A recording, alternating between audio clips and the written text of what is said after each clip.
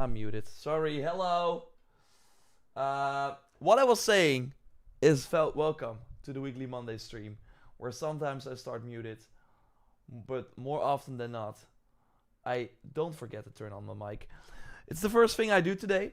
I mean, I've been prepping some of the videos we are going to go over here during this stream, but we're kind of taking it slow today, and then tomorrow there's the Shadows update. There will likely be some other fun stuff happening. Thanks, Captain Pink Flying Elephant, as always, for joining. And we have Anton there as well. Just wanted to message, well, Brock, luckily I cut it before that. Thanks everyone for joining. I want to give a big shout out to Justin Fountain for the very generous super chat even before we started to go live. Hey, hope all is well. All is super well. Thanks, Justin. And hope all is well with you as well. I would love to see an Icky Island size DLC for Ghost of Yote, probably a year from now. Halo campaign looks great and can't wait to play on my PS5 Pro. When you said that, I can't wait to play Halo campaign Evolved on PS5 Pro, I was like, that will be the best console version. The next Halo will have a better console version on PlayStation than on Xbox. It's wild. We're living in a wild time with Xbox basically saying, yo, console wars, it's over. Here, have Halo, have our whole lineup. Hey, Brazilian, good to see you as well. Sabernaut, Ivan, Severus, Kaushik, Slawomir, Kamiso, I think I got that right the first time now. Codex Seeker, Yuppie, good to see everyone as always. We have TLA asking on Twitch there, any news DLC 2 AC Shadows? Well, no, but we are getting the patch notes, of course, in an hour from this stream. So we will do a live reaction to it, and that video will then, of course, go live on JorRaptor as well. And then, of course, tomorrow I'll be streaming the new parkour updates. Check out the Helix pack potentially as well, which is like the cyborg stuff. And yeah, we're gonna look at the corrupted castle feature. I am curious. I'm very curious about it. Of course, for people who don't know what that Helix pack is, it should be interesting. Let's just put it that way. I probably have like a recorded. Let's see if I have it like here. I should have like an image or like a video there. And someone reached out. I think someone made a comment under the Shadows video I did, saying that there's gonna be like a Helix shop. So yeah, it already showed up for someone here. There we have it, far future. So yeah, it's pretty crazy. Of course, all the Helix specs are crazy, but yeah, it's kind of the Abstergo variant. Especially the horse looks very, very Abstergo-like. But yeah, this time we don't have a spear that... What was it? Like in Valhalla, we got like a bayonet sword or something. Like I think it was like a great sword that had like a gun, but it did not shoot, obviously. Well, here we do have a gun that shoots. And... yeah, it will be interesting to test that out. I do think they're gonna go a bit crazier with that. And we are also getting seemingly a bow staff. And again, someone said that it's very interesting that we get this bow staff. It's like a 9-tail variant. But basically right now, you of course, in Shadows, if you want to use the bow staff as Nawe, you have to finish the whole game and then do that mission. And then or go to the DLC. But with the Helix bow staff, you could, like, I'm gonna try that. If you start the game, you can immediately play with it. Anton, Ace Shadows only has one ending. Does it come out tomorrow, the Corrupted Castle? Yeah, the Corrupted Castles go tomorrow. Corrupted Castles, I can finally use that special trinket amulet. Jamie, do you mean the one with the increased damage in anomalies? I'm not sure if that is how it works. Yuppie says, Microsoft destroyed Xbox. We actually got some new Xbox next-gen rumors that I want to go over. PlayStation took another victim. Yeah, East Blue Drew. I mean, they kind of did. I'm of the mind that it's like having a healthy Xbox as a competition is actually good for everyone. What we're, for example, seeing now with Call of Duty and Battlefield feels like Call of Duty is trying. Like they have an insane roadmap for Season 1 for Black Ops 7. Obviously, they made some changes that, that the people first were like, oh, please change it, and then they never did. And now they have some fierce competition. So they are trying their best, and I'm curious if, now that Xbox, like, PlayStation gets a new Halo game. So basically, PlayStation has all the games they already had. They have all the third-party stuff. And first, you had, like, 4 Xbox games that would only launch on their platform. PlayStation is now getting that too. They're getting 30% of every copy for Halo that gets sold on the PlayStation Store. They have to do They just have to be like, you can purchase it here. I mean, I want them to be, because that's why, for example, a Nintendo, they really have to release their big exclusives at a rapid pace, because that's basically all you can play on on the Switch, for example. I mean, third-party support is getting better, but you're only getting older games.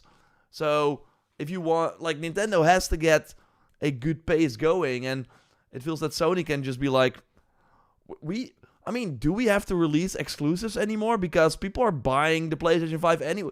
Like, if they have to choose a console, they're going for the PlayStation anyway. So we definitely need competition, yeah. The Xbox fanboys crash out the past days is insane. I've not been following that, Mohammed. My thing on the whole fanboy thing, that's for me, it helps. Because sometimes I scroll on Twitter a bit too much, and then I see these stupid posts from people saying, for example, when Helldivers was announced, Helldivers 2 for Xbox, the people like these fanboys made an image saying, welcome to Xbox Game Pass, and then they had all the PlayStation exclusive, because they were like, okay, Helldivers is coming, everything is coming. I don't know, and they're pretending that it's like that it's actual news. I'm fascinated by fanboys. I want to see like a documentary on who are behind these accounts, because it's good to have competition. Don't you want like these companies fighting it out? Why do you have to pick a side? Obviously, you are more aligned with the platform you actually have, but to defend them like that, it's crazy to me. Hey, Black Knight, good to see you. To be fair, COD is looking fire, honestly. Way more content than Battlefield 6. Justin, I don't know, like, they kind of have to, and I think that's only good.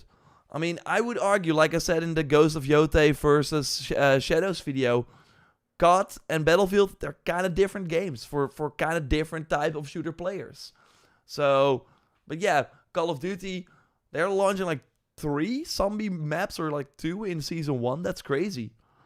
I've been enjoying their delusion. I get that. I sometimes like try and get the I try to like text the or something, like I ask a question to one of these fanboys to see how they react, or I put the facts straight. I sometimes enjoy that too, but then I get like a wall of replies from and I'm like, why did I engage with these people that seem to have an unlimited amount of time on their hands? So they're only happy that you are engaging with their troll behavior.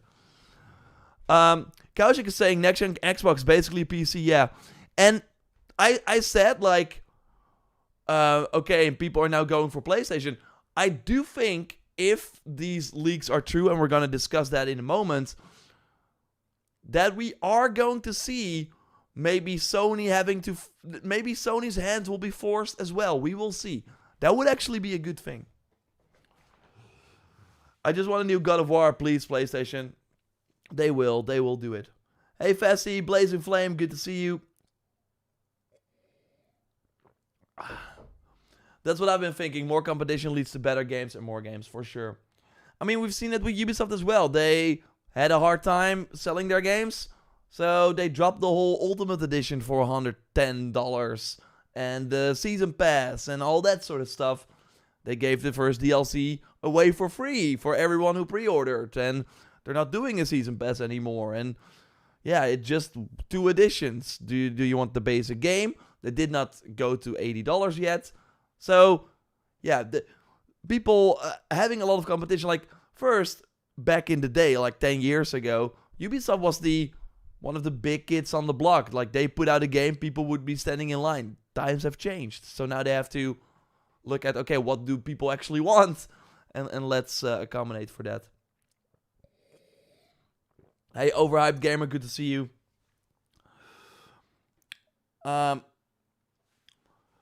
we get a news for the next Horizon or online before I get too old? Well, Saber Knight, don't hold your breath. Like, I don't know. I mean, you would think they're a big studio in Amsterdam over there, Guerrilla Games. At one point, they got to bring some money in because the Lego game, the VR game, those did not sell. I don't think their second Lego set did very well. At one point, they gotta pay the bills. So you would hope that they come with something soon. That would be nice. There's no way the next Xbox is $1,200. Yeah, we will see. We will see. I don't think so either. Have you heard anything about the Black Myth Wukong DLC or maybe? Well, Brazilian, that's the thing with Black Myth Wukong. I actually did a short on it. The thing is, so you did see them announce their new game, right? They're basically the Zhao game. They're basically Black Myth. What was the name again? But they're basically doing a similar type of game, or like Black Myth Wukong, but focused on a different Chinese mythology. And they were working on Black Myth Wukong DLC, but at one point they were like, we are way more like hyped about making actually something new instead of doing the DLC. So they said, okay, we're gonna make this new game first and then do Wukong DLC. I don't believe it. I don't think they're gonna do Wukong DLC. So that sucks. Not only does it result in better games, but better hardware. If Xbox is saying, hey, we aren't competing, will that result in Sony getting complacent on our next console? For sure.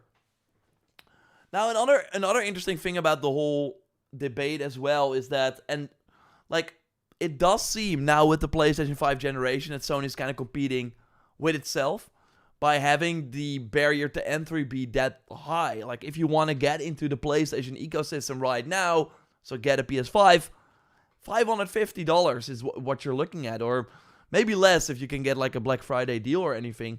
But yeah, that's not great. That's not great. So we've been talking about it, of course, a lot already. That seems to be the biggest challenge that Sony wants to tackle going into the next generation, to make their ecosystem. They will probably still have the higher end option for people that want that, but also, hey, come in our walled garden, because I'm gonna bang this drum. I really think, and we're gonna talk about it, about the Xbox stuff in a second, but I really think it's gonna showcase how walled off the Sony ecosystem actually is, and how, yeah, that might actually, that they will be forced to change some things, because if you are on PlayStation, you can only buy stuff in the PlayStation Store, where Sony gets to decide the deals. They get to decide what's on the banner of the PlayStation Store. Companies probably pay them a lot, or Sony says, yo, Battlefield, want to do some deal, we want extra XP, but and then EA is like, okay, what can you do for us? And Sony's like, well, on our YouTube channel, the banner is for you. We will have the campaign trailer in the State of Play, and in the PlayStation Store, you'll be the first thing that people see. They're like, let's go. So that's a deal they have, because they have all that power. But I think that will be the biggest point of discussion. And yeah, but yeah, then making your systems like a lower price relatively, or not that expensive, and actually that they're using tech that they know, okay, in a few years time it will be way less expensive, so we can actually lower the price instead of it actually going up like it's going right now. That would be sick. Oh yeah, it's John Coy, I think, Black Myth John Coy or something, that's how you pronounce it. The office at the Dam Square can't be cheap. I know, Riapi, I know. Hey Tran, good to see you. Or Tron. I always butcher that name. Sorry, man. Have you seen the patch notes for Shadows? Apparently they will add a couple of new weapons. Well, Makkerman, we will find out in 45 minutes. So let's actually go and do the Xbox discussion while we are at it. Have you seen the Tall gameplay? Oh yeah, that's a good one as well. That's a good one actually too. That's that big new game, right? Yeah, it's like a Project Tall. Okay, 1 point. I mean, these like, it's a Korean game, I think, right?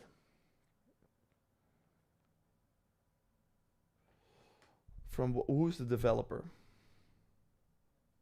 The Mad Engine, sick. Let's look at that first. I'm curious.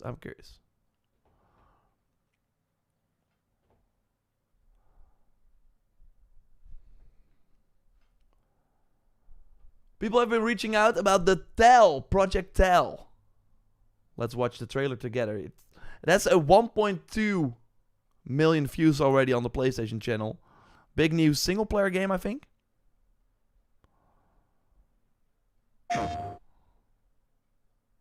The Mad Engine. Of course, Unreal Engine 5.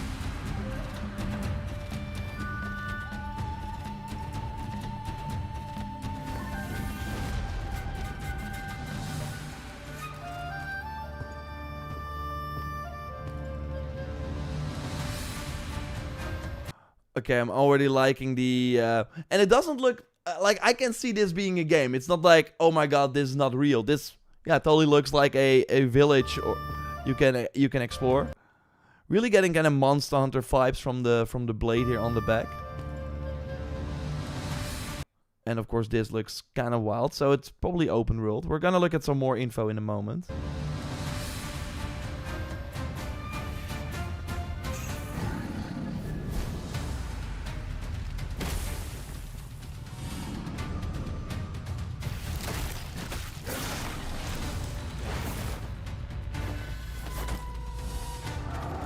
Yeah, it looks a lot like Monster Hunter. Or is it like single player? These Asian developers are killing it this gen for sure. And I mean this gen, and it's mostly like these games are also of course coming to PlayStation 5 probably, but I think it's only a sign of what's to come. It's gonna be even crazier because what is happening with these developers? Like they were hired by all these Western companies to work on assets and other stuff for these big AAA games. But now, finally, the Chinese gaming market has found a way to reach the Western gamers as well. And yeah, because they got all that experience, there are, of course, a ton of people, for example, in China. And if you want to spotlight at one of these big development studios, you have to be really, really good because there's a lot of competition. So that's why I think you get like a lot of great talent working on these games. And they also seem to kind of know what... They seem to have a better... understanding of what people actually want. They want a cool looking game with gameplay first, and it seems a lot of the Western companies are kind of pushing some other things sometimes where like, dude, we just want a cool looking game.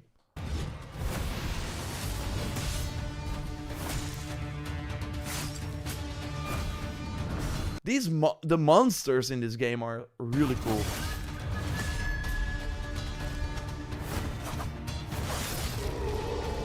Okay, so yeah, you can focus probably on the part. Again, it's a lot of Monster Hunter stuff.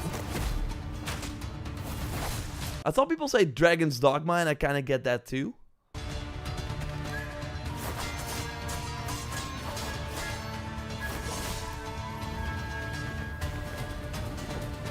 And I'm also happy that a lot of these games are not just Souls-like. Like, they are really like Phantom Blade Zero. You think, oh, that's a Souls-like. No, it's an action game.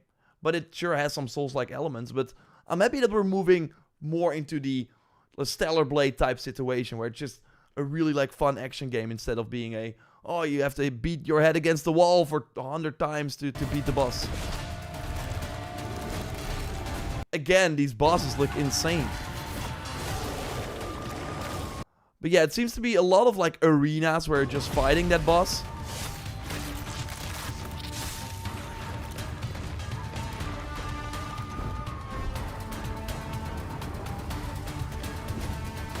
Dude. Again, the character designs are insane. Hey, Jet Laner, good to see you.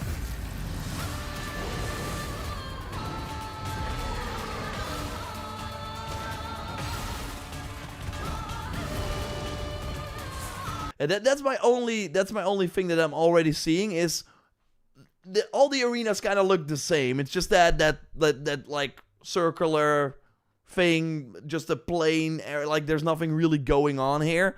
So I'm curious if they also have some really cool locations where you're actually fighting these bosses, or if it's just a typical arena.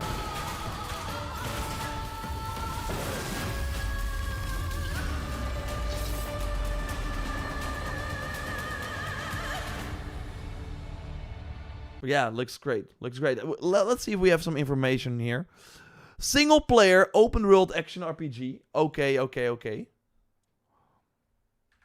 That delivers deep immersion, strategic combat, and a rich narrative shaped by your journey. Throughout your adventure, you will fight alongside distinctive in-game ally characters, each with unique abilities, personalities, combat styles, who grow with you and influence how the story unfolds. I'm sorry. Again, Dragon's Dogma, I totally get the comparison now. Together, you will face colossal creatures, uncover hidden realms, and experience a seamless blend of battle, exploration, and storytelling in a vibrant, living world. Sick. This is sick. And what we've been kind of like seeing with these types of games is, at first, like the first time we saw Black Myth Wukong, for example, it was like, this game is not real. It's not coming. And then we saw it. People got to play it. Wait, it's actually real. Whoa. And now we have seen, like, Phantom Blade Zero. I've played that game a couple of times. Crimson Desert. I've played that game a couple of times at Gamescom, at other events. These games are real, and they're really coming, and they really look like this. And again, I don't think, because it looks very gamey in terms of the arena, I totally think this is what you get. And it's cool that we have kind of, like, that we can kind of understand and see, yeah, this is actually what the game will be like when we get to play it. So yeah, again, very Dragon's Dogma-y, but yeah, Dragon's Dogma, that's what I really liked about that game. It's very, anything can happen. You're exploring this world, so yeah, this seems to be more like a regular, like you're traversing and fighting multiple enemies before getting to the new boss arena. Again, that's what I liked about Dragon's Dogma a lot. You could just walk around, Griffin flying by, dropping down, and now you're fighting that monster in a completely different location, and you have to adapt. Okay, what is the environment like? Really seems like this will be more straightforward in a way where, okay, we're getting into the arena, let's fight. And still, I do think that could be very cool, but that's the one thing where I'm like, but still, it's way more action-based as well. That was kind of my thing with Dragon's Dogma. I'm not a huge fan of the combat overall, but this totally seems to be more hack and slashy. But yeah, it seems like we are, like, I'm curious if we can play someone, if we can choose the type of, like, role we're playing, or if we always are playing this guy and then we fill our roster basically with the other characters. But I think it's kind of cool. If you, like me, are not a huge, like, multiplayer fan, that you still get that multiplayer feeling where you're working together, but these are all AI-controlled NPCs that you can actually maybe command or build in terms of, like, the gear and abilities they use. Damn. I want an art book for this game. I get it. Yeah, this is awesome. Like, again, let's see if we have some more information maybe on the PlayStation block or something.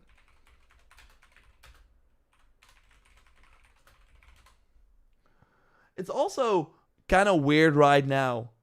I don't think we can, like, go to push square. Maybe they have some extra info. It's also kind of weird right now, in my opinion, that these trailers, they are just dropping out of nowhere. Like, it's a random October day, and they're like, yeah, sure, let's drop the Project Tal trailer. Again, I hope I pronounced it right. Project Tal, you would think, right? It feels like normally when E3 was still a thing or something, or you would save that for, like, a big show, because this could be the biggest reveal at a State of Play, and now it's just, yo guys, we got this new trailer, yeah, just publish it. It's kind of weird, but hey, that's the day and age we live in right now. So yeah, the newly announced it's South Korea. It's based around the country's mythology. That's of course also awesome with these Asian developers now getting the tools like Unreal Engine 5, working on these console games that we get to experience the mythology that first was kind of foreign to us. That's why one of the main reasons why I love Black Myth Wukong as well, to kind of see that journey to the West on that scale. It's based around the county's AAA single player action RPG, 2027. PlayStation 6 launch game. You see it here first, but PC and consoles. Like again, they're not saying yo, it's PS5, but it's Unreal Engine 5, so they might do it. They should probably do it. But yeah, this feels like a game you can probably play on the PS6 already if you want, or the next Xbox. But yeah, looks awesome. Looks awesome. I don't think we have a lot of other info as far as I'm seeing here, but at least we now know the 2027. Publisher is We Made Max. Never heard of that before, but maybe there are people that know it. So let me know what you think, and subscribe, of course, for more. Okay, thanks for the recommend there. That was a really fun trailer to watch together. Watch the Song of Kings trailer. Did I also miss that? Perix? PS6 better not be 1,000. I think PS6 is gonna be $4.99 or $5.99 at the most. Blood Message, again, Phantom Blade Zero, Crimson Desert. Is that Song of Kings? Is that something similar? There was one other game when I was on a holiday. There was like one other game. Oh, there's like something else. There was one other game that was kind of like something similar. I did not get to watch it, but it was also kind of making the rounds. Let's see if we have some. I don't think we have more info from. I'm gonna subscribe to their YouTube channel for Project Tal. Oh, we got one new. That's pretty nice. So yeah, I'm subscribing to their YouTube channel, and they have one pretty cool artwork here. Oh, it's getting smaller. But yeah, we constantly see the guy with the big sword as like your lead character. So I do hope would be cool if you can like make a choose your class as well. But I think this could be cool. Project Awakening. I should probably do like a video where we go over all these upcoming. Oh, Project Awakening. That's a very old game. That's a very old game. No, I don't mean that. It was like also with a lot of sword fights. I mean, we are getting Where Winds Meet. I do think Where Winds Meet kind of falls in this category. That's coming November 14th. I hated Dragon's Dogma 2. So boring with the constant same enemies, too much walking. I get it. It's not for everyone. But I think the game had some very fun secrets and cool bosses and stuff. So I was enjoying it. I did like it. But yeah, that would be a fun video to kind of go over all the games from Asia that are coming that look stunning. So I'm gonna quickly make a note on that so we can.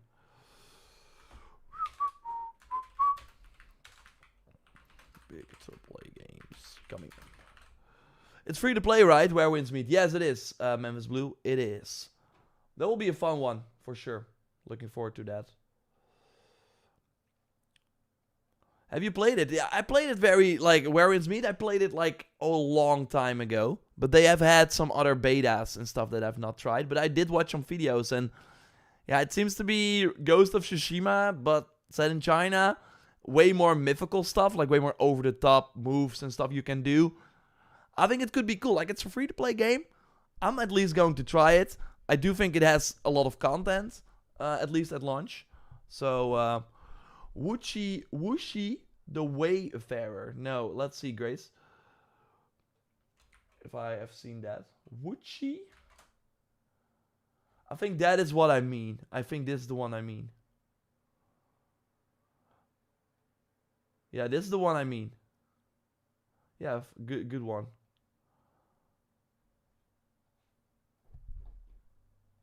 It's not as impressive as Project Tal, I think, but still looks kind of cool.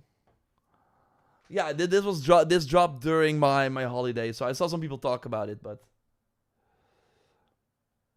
Did Werewind's Mead have a battle pass? Captain Pink, I think they are only doing cosmetic rewards. Maybe there's a battle pass, I don't know. But yeah, it's a free-to-play game that probably cost 100 million to make or something. So they have to obviously do some microtransactions. Seems to be just pure cosmetic though. I think they are going to do some gacha elements as well, but also for outfits and stuff. So I do think that could be, yeah, something that is kind of holding it back in terms of there will probably not be a lot of cool outfits you can earn by playing the game.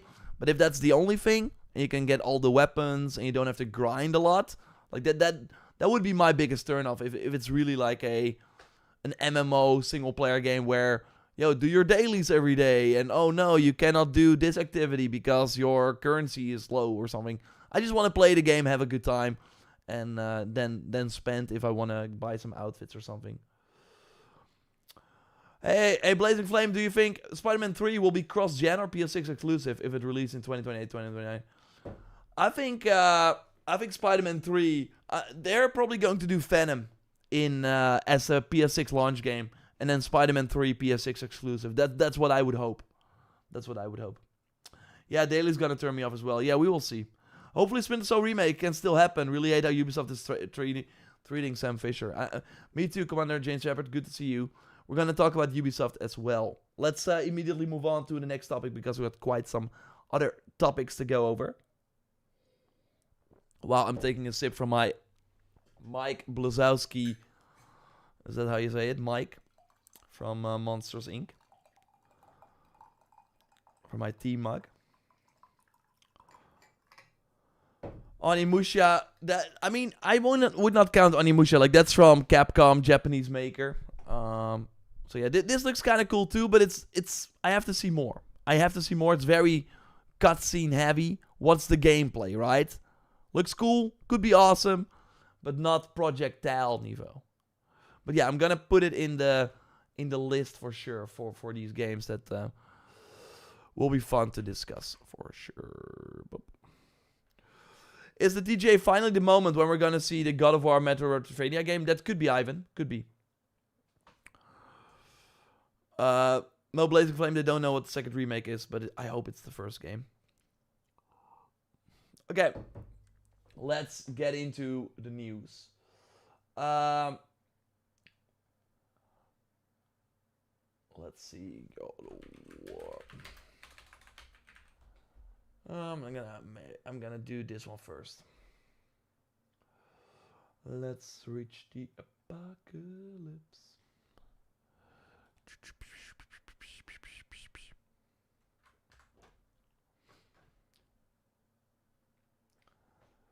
The console wars is over because, as you probably already know, on the PlayStation account, Halo campaign evolved. Halo is coming to PlayStation. It's the remake of the first campaign.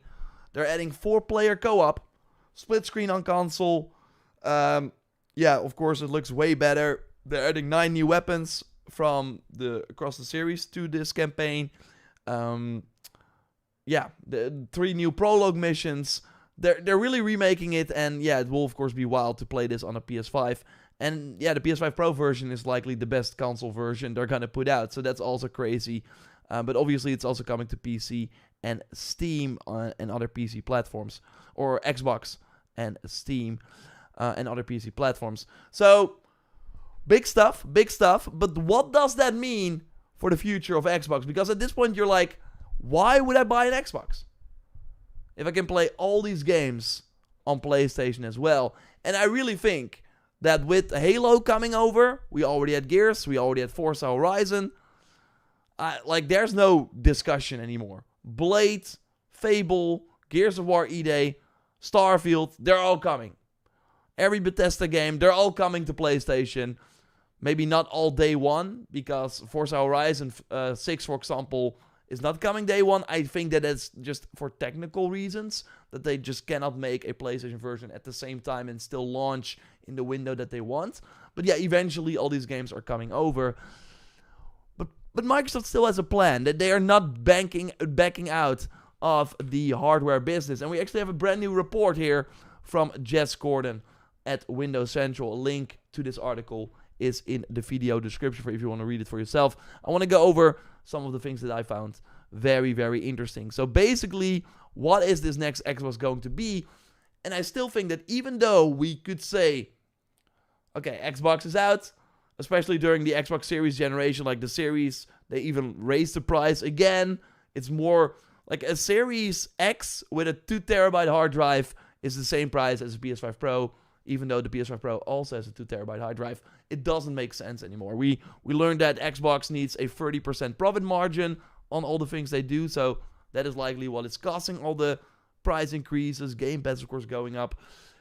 They still have a plan, though, and I do think, even though in this generation there's no competition for Sony anymore, the next generation will be very interesting, and I do think they're gonna go focus on a different sort of strategy that will force PlayStation maybe to change the way they do business, and I think that could be huge.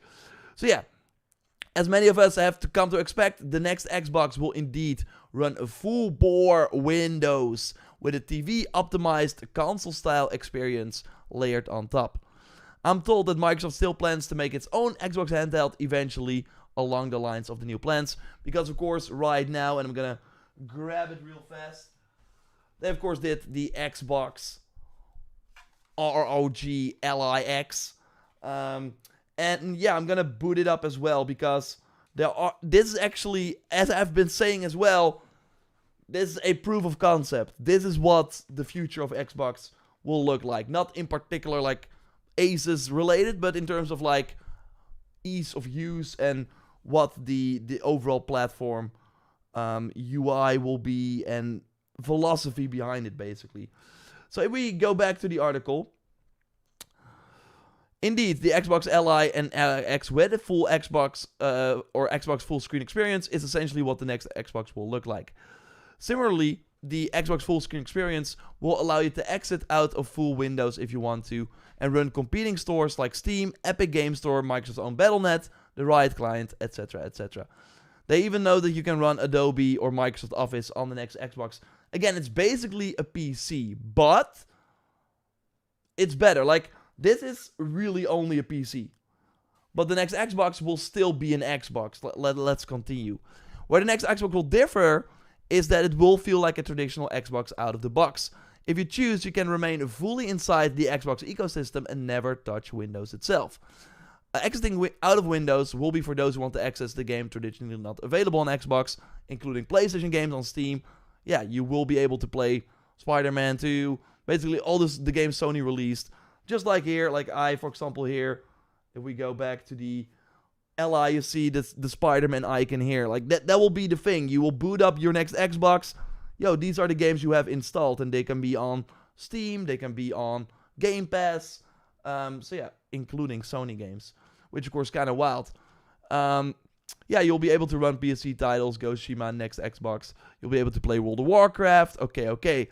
But the new Xbox will also run all the games currently available on the Series X as library. This means all the OG Xbox backwards compatibility titles, all the 360 backwards compatibility games, all the Xbox One backwards compatibility games, and all current and future Series X and S titles. These games will run natively on the new Xbox and launch seamlessly via the Xbox launcher library.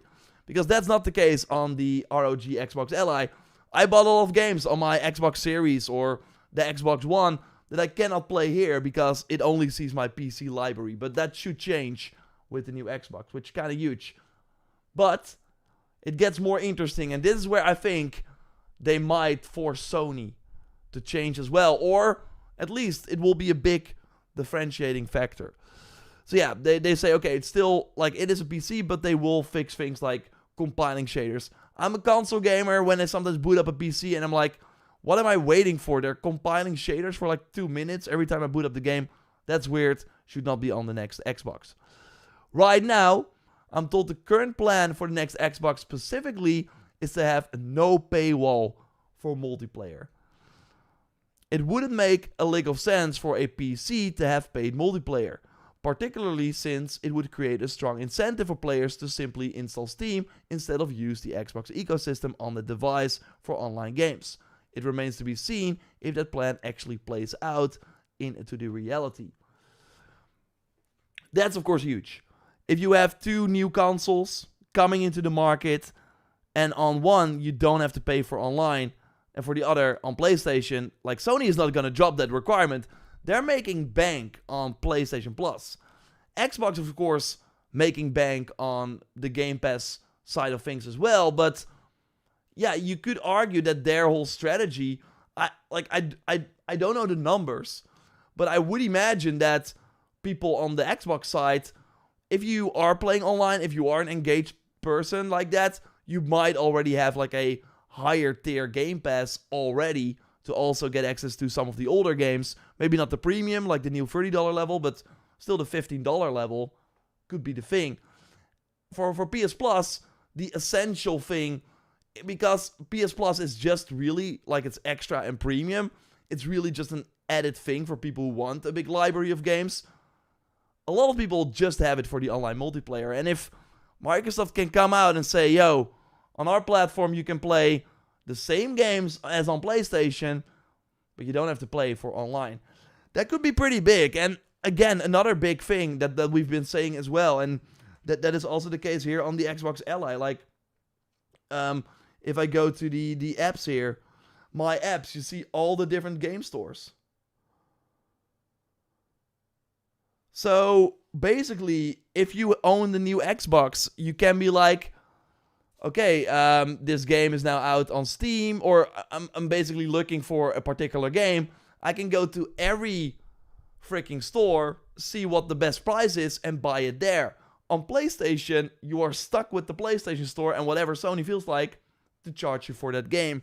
And again, I really think the next like competition will be really about, basically the 2 consoles will probably be the same. It seems that the new Xbox will be a bit more powerful, but likely more expensive as well. But if, you give more freedom to people on the Xbox, that might push some people over. On the other hand though, Xbox, like the brand name, it's not great. PlayStation will still have exclusives. So you will, if you want to play the new Spider-Man, the new God of War, you will still need the PlayStation 6. Xbox might get those games, but then a year later, of course, through Steam.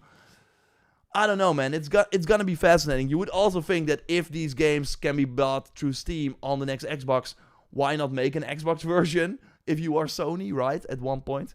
But that's a different discussion. So yeah, I think it's gonna be fascinating, and it's, I think, good for the industry and good for the consumers that Xbox will then allow more freedom on their platform. And again, I really think they will put a spotlight on how walled off Sony is. They're like, you can buy your games, your whole Steam library works here, your whole Epic Game Store library. All the games that Epic Game Store gives away for free, you can play them on the next Xbox. Over on the Sony side, maybe the cost of entry into the PlayStation ecosystem will be less because the PS6 will be cheaper than the next Xbox.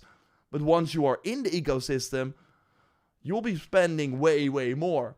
And that is essentially how Sony makes a lot of money.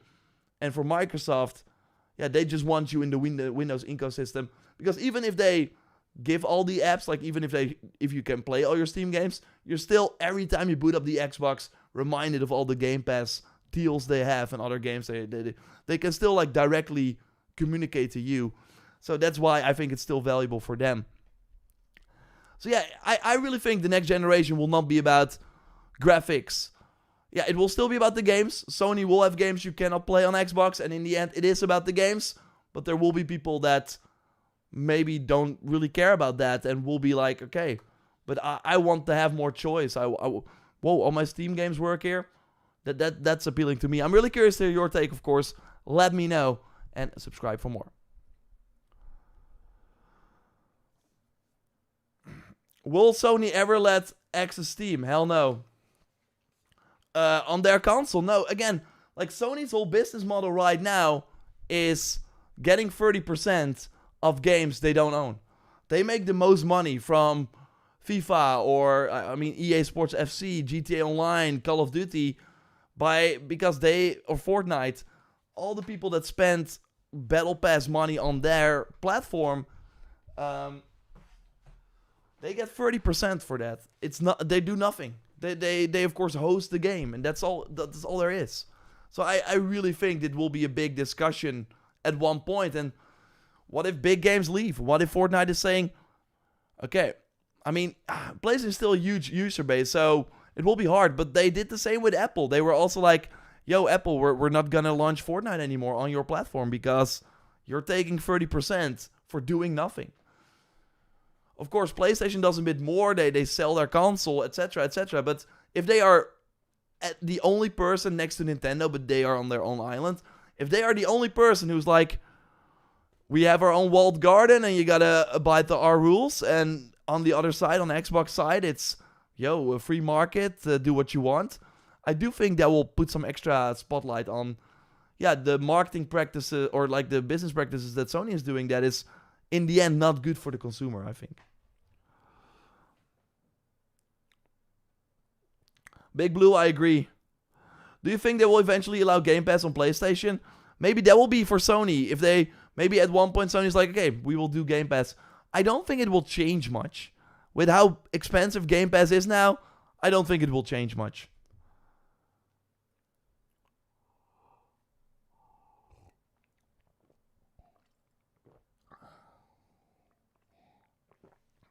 I still can't believe the future really went health well.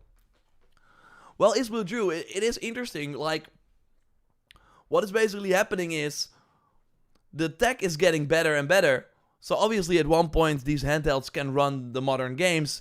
And at one point, like, do we really need prettier games?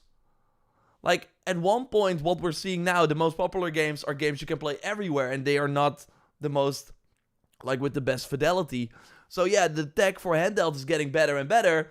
The games are like, okay, we want to be on as many platforms as possible, so we're not going to push the Ghost of Yotei levels in terms of fidelity, because Ghost of Yotei only has to work on PlayStation, at least for now. So yeah, it makes sense that the handhelds are catching up, and that, I mean, having more ways to play games is amazing. Because what we're seeing now, and what some of these companies are saying as well, our biggest competition is time. Like, we're competing with other things that people are doing. If they're watching TikTok videos, if they're watching YouTube videos, they're not playing games. And one of the big reasons for that is there's an extra hurdle, or there are multiple hurdles to play a game, to pick up a game, versus opening the TikTok app. There's immediately an algorithm, and you're going in, you're immediately in the flow. In a game, of course, yeah, you have to be more active. And I do think that because TikTok exists, or all these other short form videos, it's so easy to consume content and get a feeling of dopamine every 1 minute. While for that's you're just scrolling if you're tired after a long day of work. You're scrolling for an hour, and that hour is not spent on games. Maybe before TikTok existed, you would be playing more games. So getting the handheld out there, making it easier for people to instantly access games. What we're seeing in China right now is that instant games are a thing. So in your app, you don't even have to download anything. Because that's the thing with mobile games. I'm not sure if you guys are ever checking that out, but I'm always interested to see what's going on over there. If you see a cool mobile game, it's like, install, it's only 200 MB, and then you click on it and you have to download like 30 gigs. I'm like, well, okay, what the heck? So you have to wait like 10, 15 minutes before you can even play. And it does seem that as technology improves, they will have more of these instant games where they actually let you immediately play. And I think that is the way to combat TikTok. Harrington, what's your opinion on NO packs of Romana? Not a game for me, but I hope it does well for Ubisoft. They need a win. Did you see the Assassin's Creed Shadows patch notes? It won't let me click on it. Steven, are they really already there? There are too many games and wages are still pretty the same. I can't buy more than 1-2 games per month. I totally get it. Nento for 33. And I think 2 games per month, you're already in the upper in the upper class in terms of amount of games you buy. There are a lot of reports about people only buying 1-2 games per year. So I really think that what we're seeing now with the amount of games that are coming out, and it's even extending to 2026, I think 10 years from now we will not see the amount of games that are coming out right now. It makes no sense. Big games that these companies spend years and years on. Last week we got Ninja Gaiden 4, Vampire Bloodlines 2, Outer Worlds 2. These games cost a lot to make. They cost a lot of your time, a lot of development years, and they're just being put out. And it's like I don't see. I saw some videos on Ninja Gaiden 4. Back in the day, a new Ninja Gaiden game would be a huge monumental thing. Oh my god, Outer Worlds 2. I remember when the first game came out, people were pretty hyped on it. I look at the Steam numbers. Obviously, it's still the premium edition, but it's not the same. You cannot it cannot coexist. All these games cannot coexist. How many copies Ghost of Yoltay sold? Is the sales real? Yeah, Harrington, it is real. Nothing can take me away from PlayStation. Well, Mohammed, me too. But I do think it's good that Xbox might take a swing at Sony's walled garden. So, are the patch notes already there? I saw some people say that. Because then we want to take a look.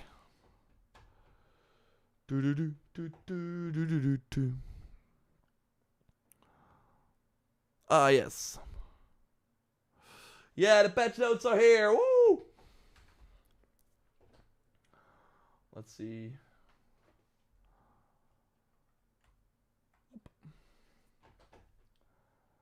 Let's go over them, shall we? And then we got some other Ubisoft news as well. It's insane the amount of games coming out, yeah. Hey, Abby, don't worry. Thanks for joining still. Let's go over the patch notes.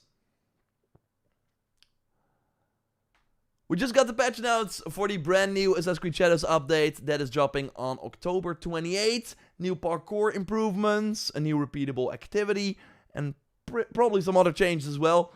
I've not read it yet, so let's go over it together right now. Of course, I will also do a main channel video on the main channel, showcasing everything like you're used to.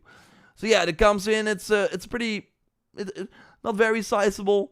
Around the 10 gigs on most platforms, 3.4 there on PS5. Okay, patch highlights. The Corrupted Castles. I'm really curious about this. Corrupted Castles are a new Animus-themed activity, allowing you to revisit castles in a whole new way. Previously completed castles may now become corrupted. They will be filled with new Animus anomalies, such as Corrupted, a samurai daisho that patrol with heightened aggression and alternate patterns. Kill them all to unlock a Corrupted Castle's chest that rewards gear and gold, making each assault a meaningful experience. So yeah, we see, of course, this is what they showed during the roadmap video as well. So yeah, basically, the amount of daisho will respawn. They have these Animus glow. I really hope they're challenging. I really hope they have cool new moves or something. And then we get the new chest at the end. So we get some extra info here. Starting at level 30, and after completing at least 3 castles, up to 5 corrupted castles will appear on the map each season. So that's an in-game season. So, yeah, it's not linked to the weeklies or whatever. Giving you plenty of opportunities to re-engage the castles at higher levels of greater rewards. Okay, so we're already seeing something interesting here. It does seem... I'm not sure what the 100... Oh, that's the level then probably, right? Wow, I've never seen the 100 thing on the map. That's pretty crazy. Either way. So yeah, defeat all the corrupted daisho, 5 and then 1. It does seem, because we do also have, I hope that I can quickly showcase it. Let me check, maybe I can do it here. I'm gonna...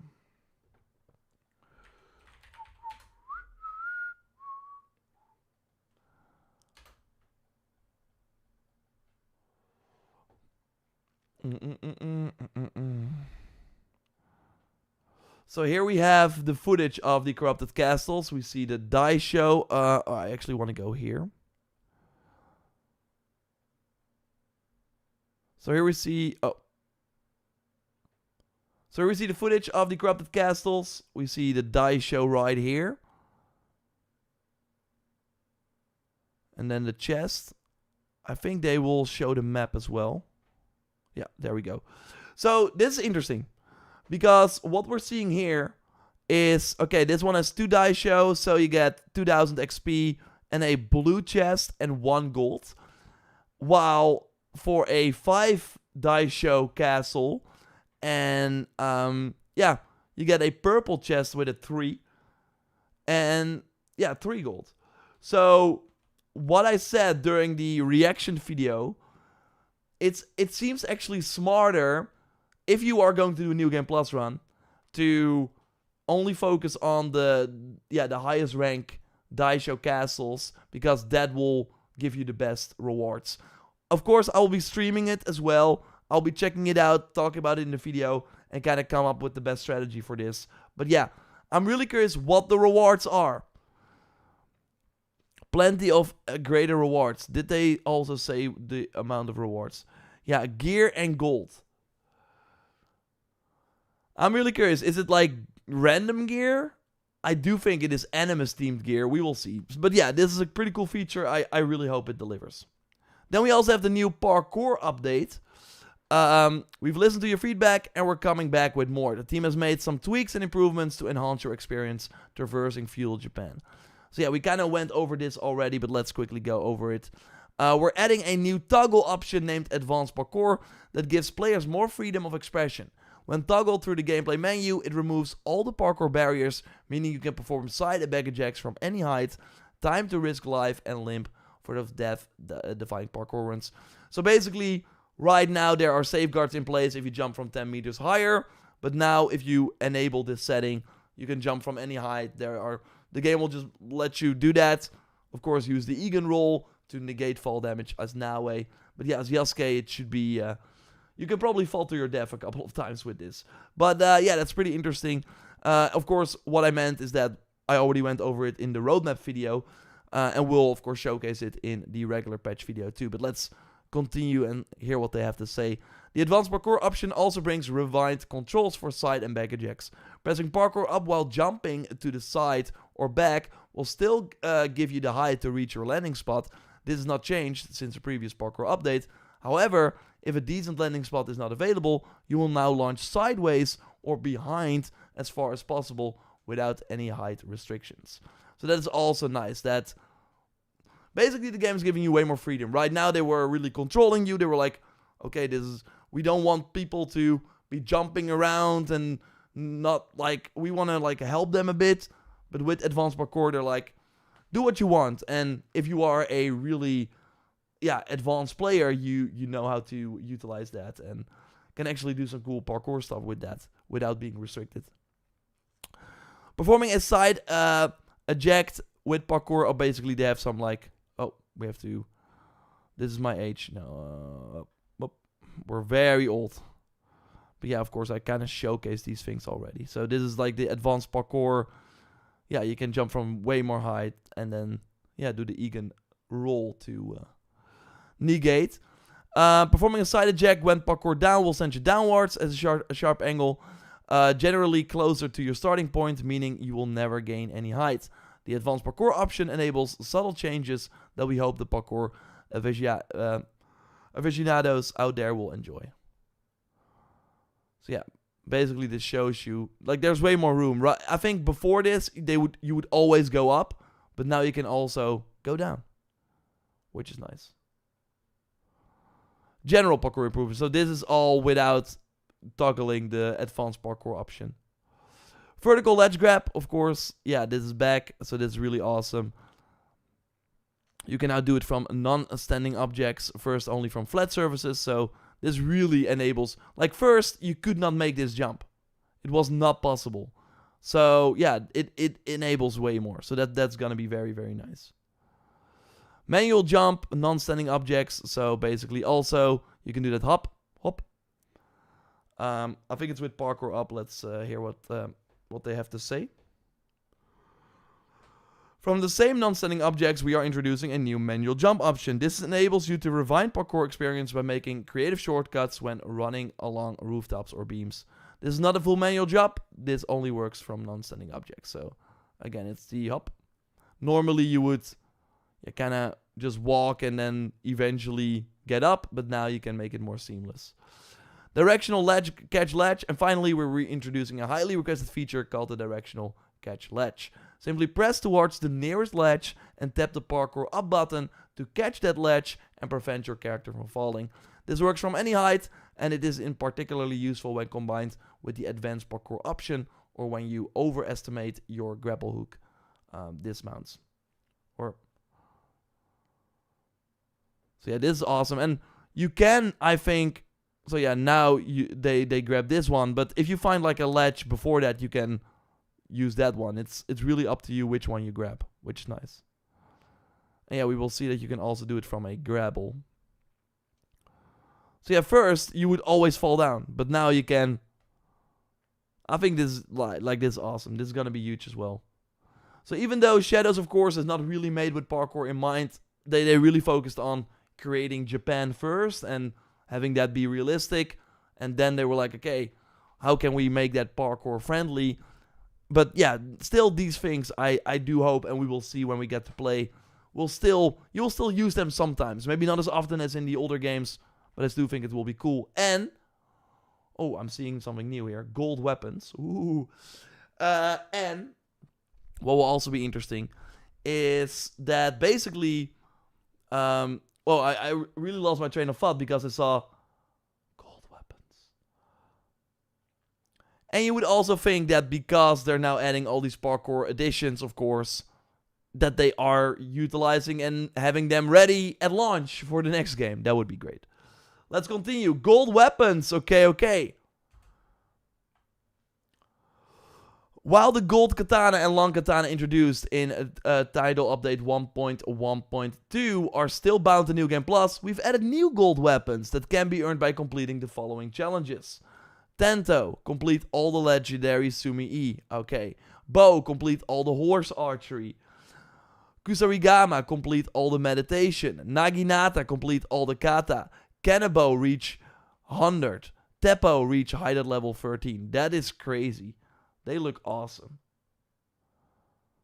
So yeah, the gold katanas for both Nawe and Yasuke, you have to defeat New Game Plus once. And I will have to look for some of these. I am curious. I think I'm screwed. Because I mean, the level 100 is still easily obtainable, but what if you are in New Game Plus? Do you then have to do them all in New Game Plus? Do I have to do all the horse archery in New Game Plus? Complete all the meditation? Wonder if they have skim on the perks. Got that they will. So they will still have the perks that are about, yeah, basically, it costs money, basically. But yeah, this is crazy. Do you have all of these already? I'm afraid. Because I hope that I don't have to do them all again in a New Game Plus run. So I do think if you complete them all in your current save, then you get the weapons. But for example, yeah, it will be interesting. Will be interesting to see how they do that. Okay, we have more things. Let's go over it. Additional highlights, anomalies. Since the last July update, we've increased the number of available weekly anomalies so projects can progress faster. To rebalance the change, on October 28th, we will be reducing the amount of keys available in the infinite reward tier from 400 to 100. They already announced this. It's not great. It's not great. Because basically they're saying, yo, your time will be worth 25% of what it was before. Because basically at the end of a project you have an infinite reward level, and by doing the weekly missions you would like complete that level and do it over and over again and get 400 keys each time you do that. Now you still have to work as hard to complete the level, but you get 25% of the reward. We strongly encourage you to activate the different projects once all the main rewards have to be claimed, as it's a great way to unlock new content and more keys. But yeah, if you already have all the projects completed, then yeah, the change is not great. In the project page, in the project menu, the anomalies tab will now be accessible from the reward page instead of the menu's landing page. Okay, they're going to change some things. And with the release of the corrupted castles, a related anomaly will be available in every weekly rotation to award data fragments for completing the new activity. That's pretty cool. That's fine. But to be fair though, like, I really don't think there is a good reason to do the infinite keys anymore. If you have done all the projects, you likely have enough keys for the stuff that they are adding. So I personally think you're just good to wait till the next project. Because the next project will likely have 700,000 keys again. So that will be... You're way better off just waiting for that, I think. Unless they're changing the amount of keys you get from future projects. But we will see. Okay, we got some extra fixes here as well. The fox from the Sakura pack no longer is having an identity crisis and no longer uses the horse sound effect. Took them long enough, but I'm glad it's getting fixed, I guess. That was, of course, really funny when we tried that out and heard the hoof sounds. Let's see if there's other stuff that will be interesting. Increase the XP given to players from the anonymous anomalies and increase the chance to get gold from a stockpile with a stable level 4 to 30%. And also lowered the cost to purchase gold at the secret vendors by 50%. So yeah, I mean, that is one way, I guess, to still make the weekly missions attractive. I think getting gold as like a one-time reward as well would also help. So then there are more incentive to do these missions next to the keys. But yeah, we will see how impactful that is. It is not bad, I guess. It's not bad having like a 100% increase to that. And yeah, more ways to get gold is always good, because if you've been seeing these enhanced requirements to get your gear to rank 9, like of the new enhanced rank, it costs like way too much gold, like 70 gold or something. Let's see if there are some other things. Fix an issue where the codex entry board games could not be unlocked. Slash of the Spectre Naginata can now be correctly upgraded. That's probably a purple one or something. Revolved an issue where collected keys did not appear in the inventory. Yagoro no longer appears as an enemy after being recruited as an ally. So these are all just for some people. Address an issue where players were forced into the Nagano Simon fight after talk. Yeah, again, they are very, very specific. Fix an issue where players received duplicate legendary items in New Game Plus after completing quests or opening. Yeah, that was because people put them, I think, in their chest, where you can like store items from in the safe houses. If you put legendary items there and then in New Game Plus, you got them again instead of getting the gold. So that is I think what they're fixing here. Players now correctly spawn inside of the Kukurega after fast traveling. Contracts will now refresh in Awaji if a season passes while in Japan, and vice versa. Demolishing hideout buildings will now revamp the cost of all levels. Did they not do that yet? Added a workaround for addressed an issue where the plus 15% damage per non-legendary item equipped worked. Did that not work? Like that's the thing with no damage numbers. It's sometimes hard to tell if all the perks are working. Fixed an issue where the 6% affliction buildup when hitting multiple enemies perk wasn't avoided upon killing. Addressed an issue where a staircase was floating. So these are all visual glitches. Teppo will no longer appear on the character's back during cutscenes. So yeah, these are all, once again, very specific. Of course, I'll be looking at these as well for the main channel video and highlight the ones that are interesting. But this is basically the patch.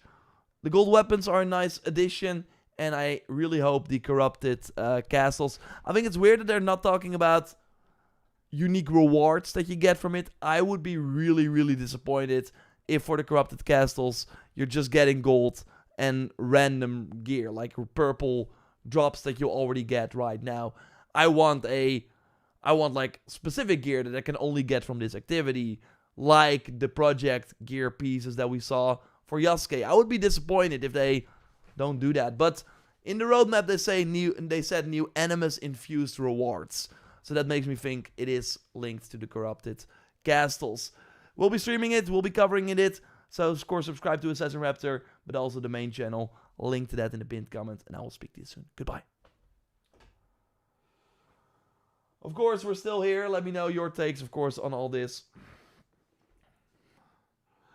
Someone told me in stream today that fully enhanced gear cost 80 gold. Yeah. I know. No new projects, Codex Seeker, sadly. I'm very disappointed, Tron says, that they don't add new projects with this update. Yeah. Elliot, yeah, it's a new article. I'm not doing New Game Plus until the roadmap finishes. I haven't done it yet. Yeah, I mean, this is the first time that New Game Plus is actually that you have a disadvantage for doing New Game Plus if you want to get all the gold items. Couldn't stop. No, I've not been playing Dying Light the Beast, but it's on the list. Pick Ghost of Yotei or Ace of Shadows? Pick one. Depends on my mood.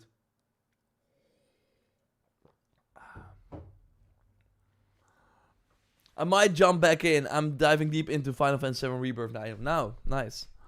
What Twitch drop is the crowd pleaser Cannabo? Is there a new Twitch drop?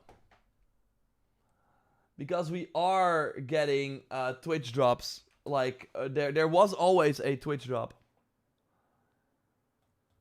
In terms of that was found in on social what's the name? On ArtStation. I wish they would fix where my allies quit unequipping. Yeah, they did not talk about that, but I would be shocked if they don't fix that with this update, because it has been going on for a while. Blazing Flame, do you like Rayman? Don't you think hinging the whole franchise success on of a remake of the first game is insane?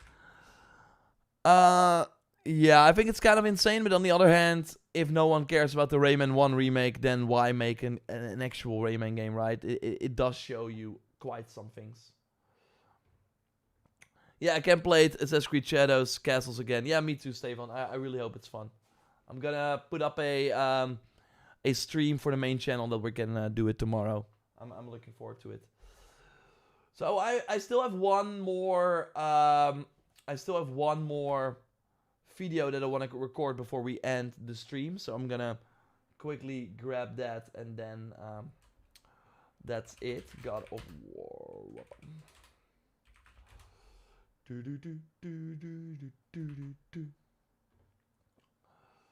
Let's go.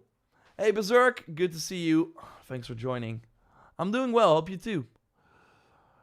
Yeah, I can't wait to play. Do you like platformers like Rayman? Yeah, I like them occasionally. Do you think we will get New Game Plus and Ghost of Yotei or some kind of replayability? Yeah, of course. I do think they're gonna do it. But last time they did it with the Legends multiplayer mode, so they might need more time. I really hope that this year or January they do it still. I think February, March is too late. But we will see. We will see. Okay, I'm gonna pop up the final topic that I still wanted to discuss. Let's see. Beep.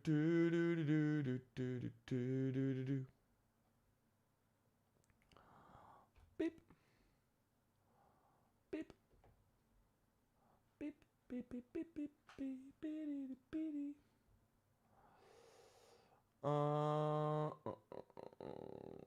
What?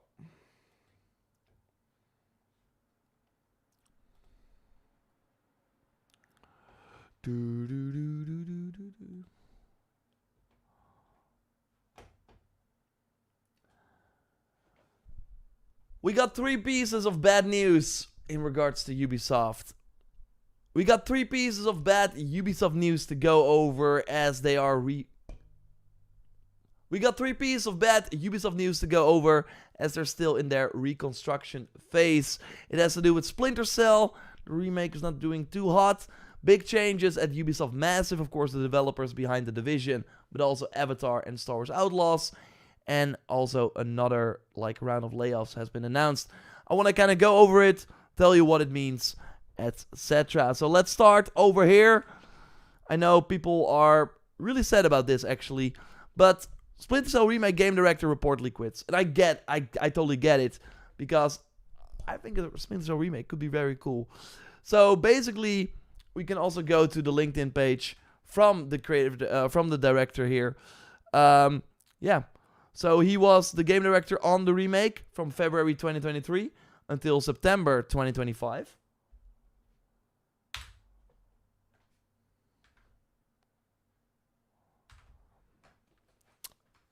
And there was already another game director. There was another game director at first, but he already quit as well. So this is the second one. And yeah, now he quit too. Unless the game is finished. But what we saw here, Tech 4 Games actually found, if we go to their page here, they found a job listing. So Ubisoft is looking for a game director. As a game director on Splinter Cell, you are responsible from the moment-to-moment gameplay, how do the gadgets work, etc. I think it's wild that they are putting on their website a job listing for the most important role on the remake, that no one inside Ubisoft Toronto that has already worked on the remake can step up to become the game director. It's kind of wild to me, but yeah, it's just not a good sign for this game. Maybe you remember that back in... This is 3 years ago. It's actually almost 4 years ago. December 2021, they put up this video kind of going over how important the game was. And yeah, basically saying, yo, we're going to remake it. And it will be very true to the vision and single player and no crazy stuff. But yeah, that's been 4 years ago. And they released some really cool concept art as well.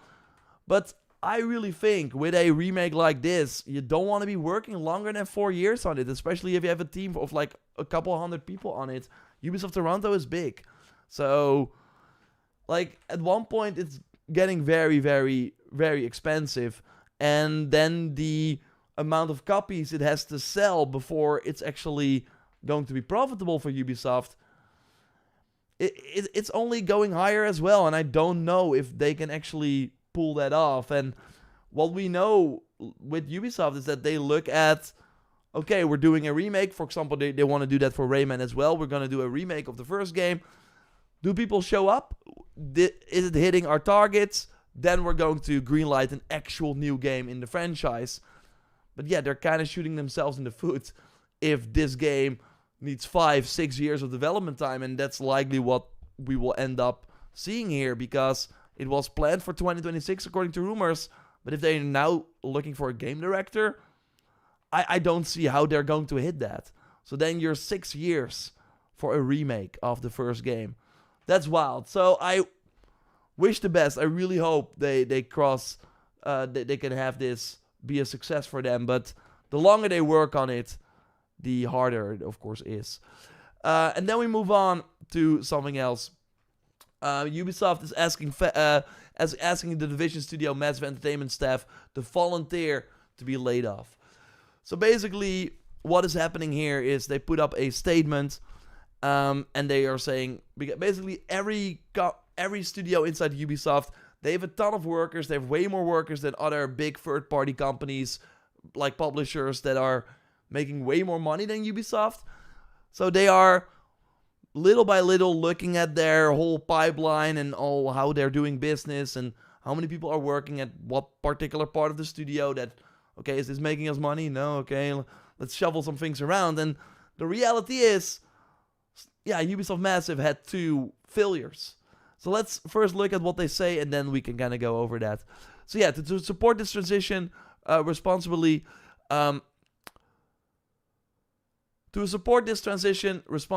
we introduced a volunteer career transition program, giving eligible team members the opportunity to take their next career step on their own terms. supported by a comprehensive package that includes financial and career assistance. So basically, you'll be notified, hey, do you want to leave? We give you a few months of pay probably and help you find a new job as well.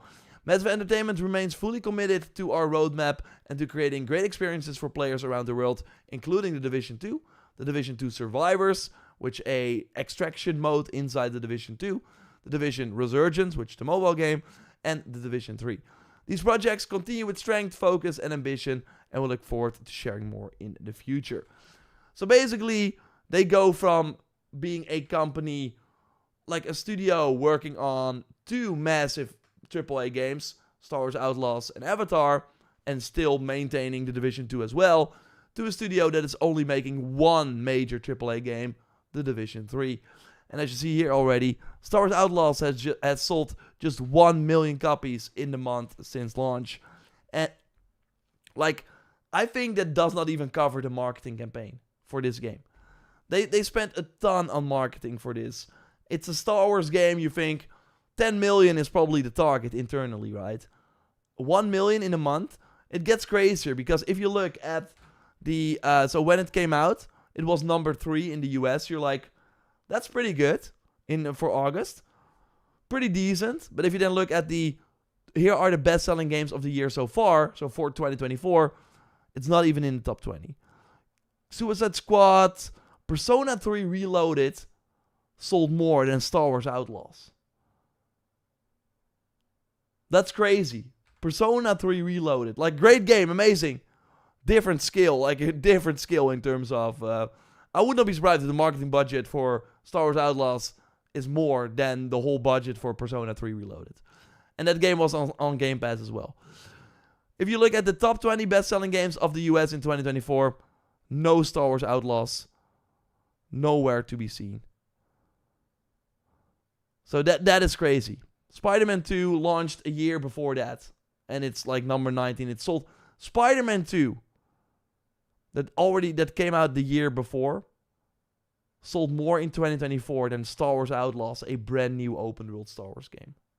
That's crazy. Now obviously they also did Avatar Frontiers of Pandora. And I'm not saying I think both games are fine. They did not set the world on fire. Maybe this DLC will because it's based on the third movie. No, but yeah, they were fine. They were good games, just not good enough. And I think in terms of Star Wars Outlaws, they made a game that nobody really wanted to play. While if they made a Boba Fett or Mandalorian open world Star Wars game, even if it was the same quality as Outlaws, it would have done way, way better. So they mismanaged the heck out of it.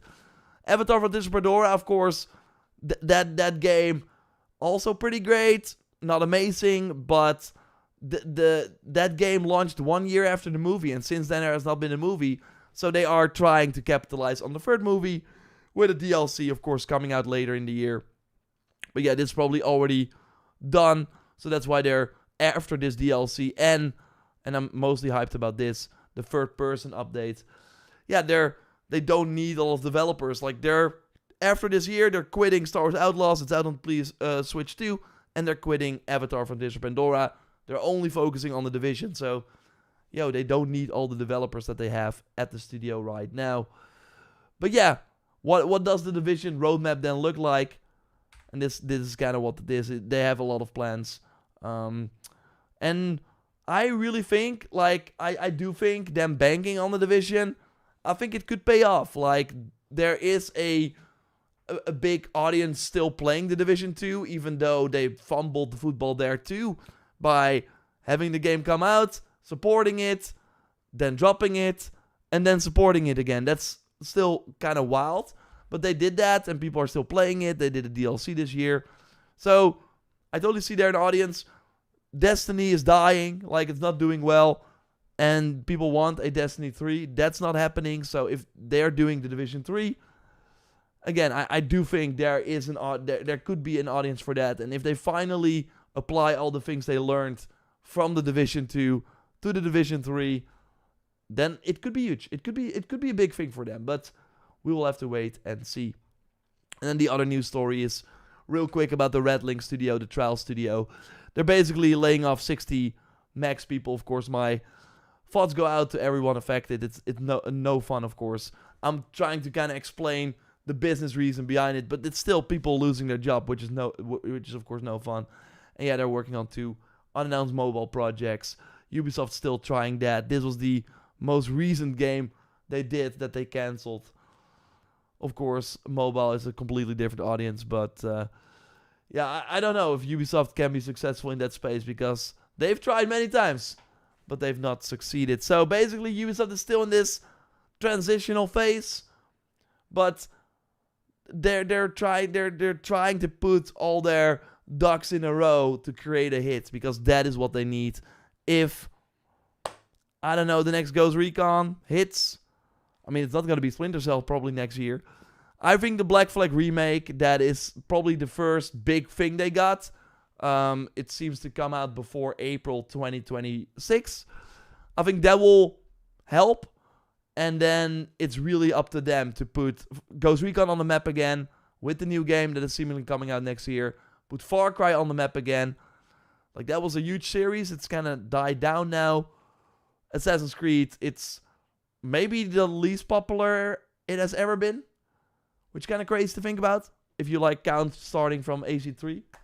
So, they got a lot of work to do, but there's potential. And yeah, it does mean that they have to make some more profit. And yeah, one way to do that is getting rid of people. And they don't need all these people. That's the sad reality. They had way too many people working there. But let me know what you think, of course. Subscribe for more like this. And I'll speak to you soon. Goodbye.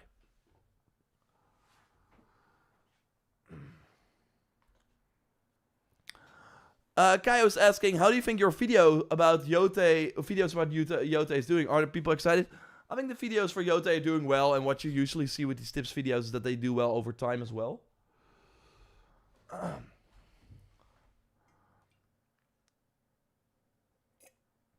Insanely hyped for Black Flag. Yeah, it's gonna be great. Bungie has killed Destiny themselves. They don't care anymore, and when Martin flops, I imagine Bungie will be toast. Oh, yeah. It's gonna be, yes, guys, sometimes take multiple takes to get the video right. Yes, Kata, you know what's up. Spit it out, but...